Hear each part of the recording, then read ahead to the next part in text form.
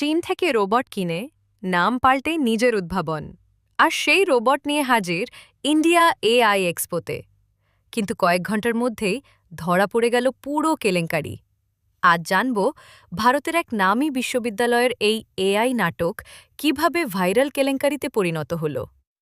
You need to meet Orion, and this has been developed by the Center of Excellence at the Galgotias University. ভারতের রাজধানী নয়াদিল্লির উপকণ্ঠে অবস্থিত গালগোতিয়াস university হাজির হয়েছিল India AI এক্সপোতে এক চমক নিয়ে।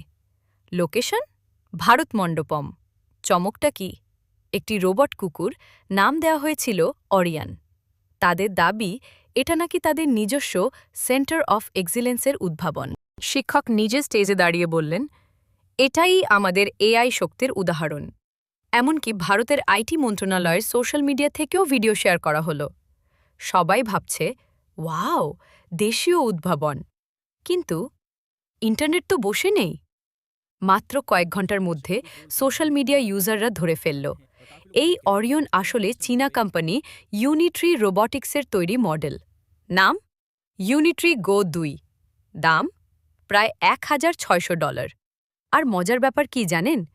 রোবটের গায়ে আসল কোম্পানির ব্র্যান্ডিং পর্যন্ত মোছা হয়নি, মানে স্টিকারও খোলা হয়নি। বিশ্ববিদ্যালয় দাবি করেছিল তারা এআই গবেষণায় ৩৫০ কোটি টাকা বিনিয়োগ করেছে। কিন্তু ভাইরাল পোস্ট আর স্ক্রিনশটের পর শুরু হয় তুমুল সমালোচনা। সরকারি সূত্র জানায় তাদের অবিলম্বে ইন্ডিয়া এআই এক্সপো থেকে বুথ সরিয়ে নিতে বলা হয়েছে। এক্সপোর মাঝপথেই বিদায়। তারা বলছে রোবটটি শুধু শেখার উদ্দেশ্যে কেনা was a হয়েছে। part of our investment, and it will be developed further in contribution and collaboration with the centers of excellence. কিন্তু প্রশ্ন থেকে যায়, স্টেজে দাঁড়িয়ে যেটা বলা হলো সেটা তাহলে কি ছিল?